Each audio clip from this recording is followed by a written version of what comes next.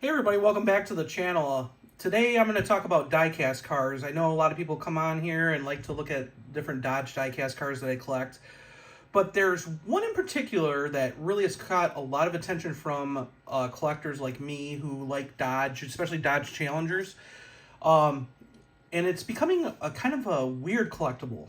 And the reason why I say that is because it's something that you usually don't see very often. Auto World, which builds some really cool looking and really pretty close to authentic looking diecast cars, came out with their Challenger line, which you can see here.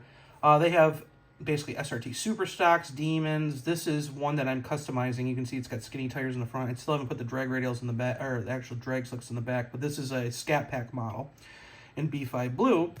But this year they've come out with a couple new models. This one here, let me see if I can zoom out so you can kind of see it a little bit better.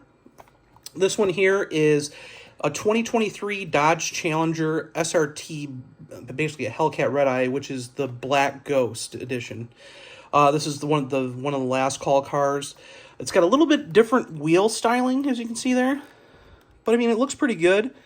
It's got the white stripe, and this car itself is pretty. How can I say it? There's a big story behind the Black Ghost. It was supposed to be this like infamous drag racer car by the Detroit cop owned, Godfrey Quells.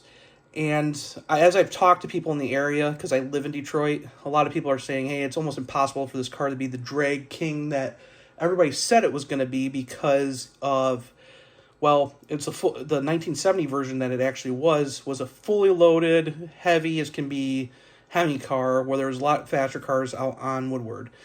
But still kind of cool that Dodge kind of paid, homage to a guy from Detroit who had a cool story behind it. And you can tell it's just like the actual last call model because it's even got the gator skin decal on the roof of it. So that's kind of cool. But this isn't the one that's catching a lot of attention. The one that's catching a lot of attention is, as you can see here, this is version A. This is version B. This right here, still a HELLCAT Redeye, but this one in particular is, if you notice all the colors, it's actually based on a car that I did an article on. I was invited back in August of 2022 to Dodge Speed Weeks to see well, there's 3 days, but the first day had to involve the announcement that the Hemi cars were coming to an end. The HELLCAT Durango was coming back. Drop Top Customs was going to do a convertible conversions for Challengers based out of the Direct Connection catalog. Finale Speed was going to build a carbon fiber 1970 Dodge Challenger chassis, all this stuff. So, and then the second day was the Dodge Hornet unveiling, and then the third day was the Dodge Charger SRT Banshee unveiling. So there was a lot of things going on that weekend, or that week, I should say, at M1 Concourse in Pontiac, Michigan. But the one thing that a lot of people didn't pay attention to was outside of that event, there was this 2023 Dodge Challenger RT that had this wrap on it that basically kind of put all 14 production colors on the car. And what made it stand out was it was obviously the paint scheme, but it was kind of an homage to the 1970 Plymouth Cuda paint chip car, which I'll show you a picture of it. Featured 25 different colors that were available that year for the Cuda. And that car is kind of infamous because on the one side it was F8 green, and on the other side it had all 25 colors, and that car did a lot on the show circuit and became pretty famous in its own right.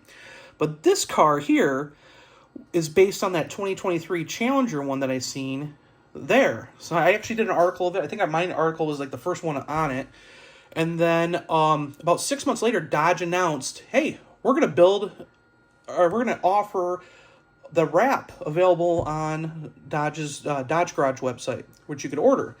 Now, the wrap was done by CG Detroit here in Detroit, so you could actually contact Dodge, tell them what year. I think you had to have either an 08 to 14 car, You had to put that down, or you had to have a 15 to 23 HELLCAT Scat Pack or the Redeye car in order to get it.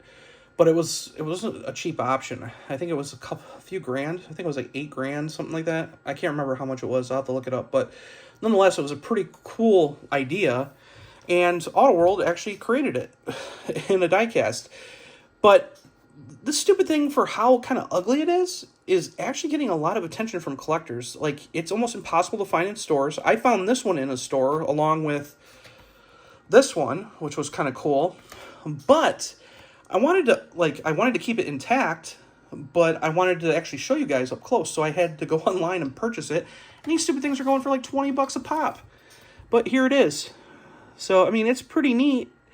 It's got a lot of detail to it, but as you can see, the finishes are kind of like a matte finish, not like the actual production color, so it kind of looks like it's wrapped.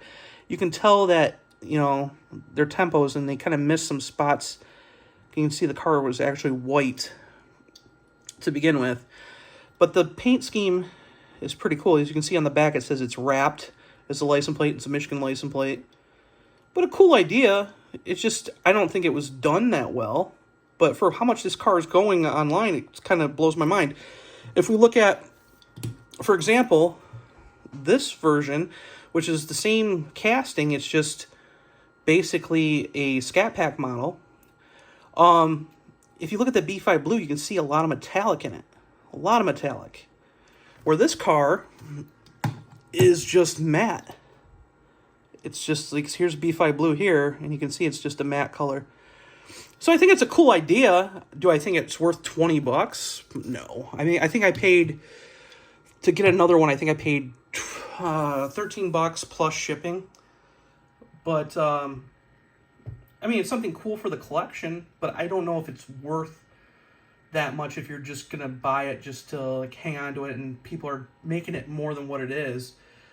But still a pretty cool idea. I just wanted it because the story of being able to see the actual car in person and writing an actual story on it. So, but yeah, you can find these, if you're lucky enough to find them in a store like Target or Walmart or even a Myers, you're pretty dang lucky.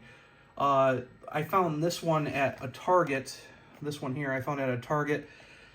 This one I purchased on eBay. I think I paid, like I said, $12.50 for it, plus another like $4.50 for shipping. So, but yeah, it's just crazy that like this little car, which actually doesn't have too good of detail, like the tempos on it kind of stink, is going for so much. But I figured I'd share it with you.